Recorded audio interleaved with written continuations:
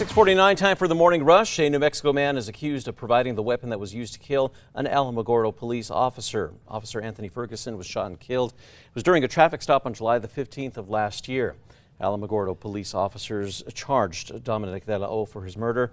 Now agents have arrested Jonah Apodaca, who they believe altered the weapon and then gave it to De La O. A motion filed by a sexual abuse survivor claims the Santa Fe Archdiocese is failing to honor their bankruptcy settlement. The Archdiocese of Santa Fe promised they would compile a public archive on their website of any clergy identified in sexual abuse cases. One of the previous victims claims that list is incomplete and is asking a judge to force the Archdiocese to add the additional clergy.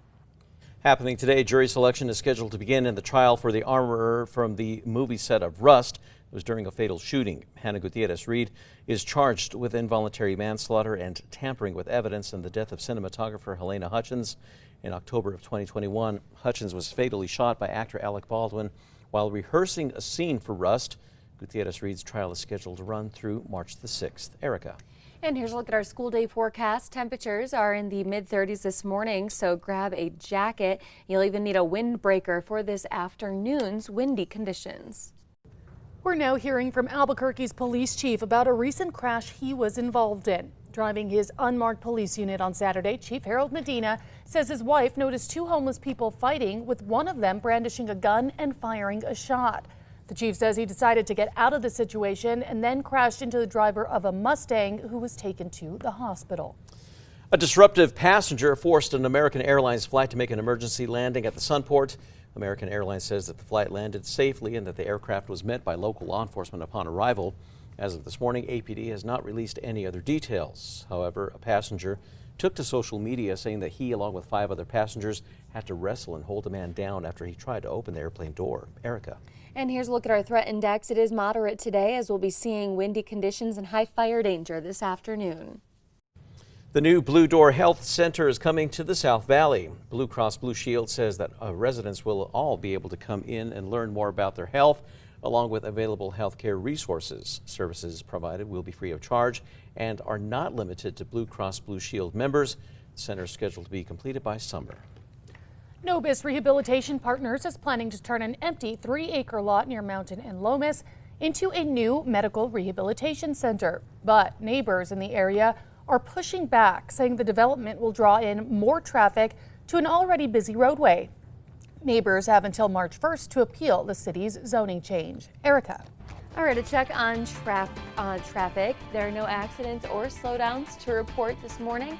And here's a live look over the Big I, starting to slow down going east on I-40 toward the Big I. Get your bunny ears ready, because Cadbury is looking for another spokes animal. Pets of all shapes and sizes and abilities are welcome to enter, with the chance to be featured in a Cadbury commercial and win up to $5,500. Contestants have until the 26th of February to enter. Time now for the 5 facts. At number 5, the BioPark is welcoming their first baby of 2024, an adorable Joey who's been kept safe inside of Mama Hannah's pouch. When Joeys are born inside the pouch, they're smaller than a gummy bear, and they remain completely inside for the first 8 months of life. At number 4, an Albuquerque neighborhood is fighting back against a construction project they say will overcrowd the area. Nobis Rehabilitation Partners is planning to turn an empty 3-acre lot that's near Mountain and Lomas into a new medical rehab center. But neighbors in the area are pushing back, saying that the development will draw in more traffic to an already busy roadway. At number 3, it's going to be a windy afternoon, and we'll be seeing gusts up to around 35 to 40 miles per hour in the metro. At number 2, we are now hearing from Albuquerque's police chief about the recent crash that he was involved in.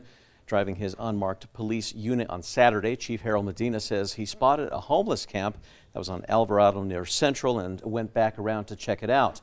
It's also when he says his wife noticed 2 homeless people fighting, with one of them brandishing a gun and then firing a shot. The chief says that's when he decided to get out of the situation. The chief is now apologizing to the driver of the Mustang that he hit, who was then taken to the hospital.